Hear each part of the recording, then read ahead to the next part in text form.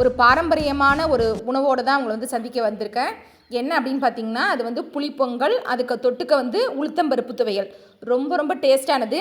இந்த புளிப்பொங்கல் அப்படிங்கிறது வந்து நம்ம புளி சாதம் மாரி தான், ஆனால் வந்து நல்லா அப்படியே குழ குழன்னு டேஸ்ட்டாக அல்வா மாதிரி இருக்கும் சாப்பிட்றதுக்கு. இது அல்டிமேட்டாக நம்ம தஞ்சாவூர் ஸ்டைலில் நான் செஞ்சுருக்கேன்.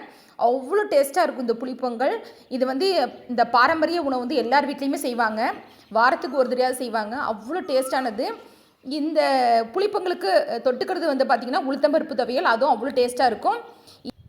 இதோட டீட்டெயில் வீடியோ போனாஸ் லைஃப் ஸ்டைலில் இருக்குது, போய் கண்டிப்பாக பாருங்கள். ரொம்ப ரொம்ப டேஸ்ட்டானது, செம காம்பினேஷன். நீங்கள் செஞ்சிட்டிங்க அப்படின்னா அடிக்கடி திரும்ப திரும்ப செய்வீங்க. ரொம்ப ரொம்ப டேஸ்ட்டானது. நம்ம பாரம்பரிய உணவு இது. இதுக்கு பயன்படுத்தக்கூடிய பொருட்கள் ரொம்ப குறைவான பொருட்கள், நம்ம வீட்டிலே இருக்கக்கூடிய பொருட்கள். அந்த காலத்துலலாம் மழைக்காலத்துலலாம் என்ன பண்ணுவாங்கன்னா, நம்ம வீட்டில் என்னென்ன பொருட்கள் இருக்கோ அதை வச்சு தான் அந்த உணவுலாம் தயாரிப்பாங்க. அப்படிப்பட்ட உணவு தான் இதுவும். மழைக்காலங்களில் வந்து இதுமாரி செஞ்சு சாப்பிட்ருக்காங்க.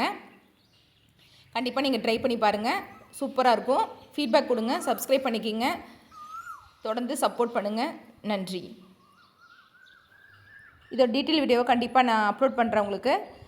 ஈவினிங் வந்து கண்டிப்பாக பார்க்க முடியும் நீங்கள். நன்றி, தேங்க்யூ.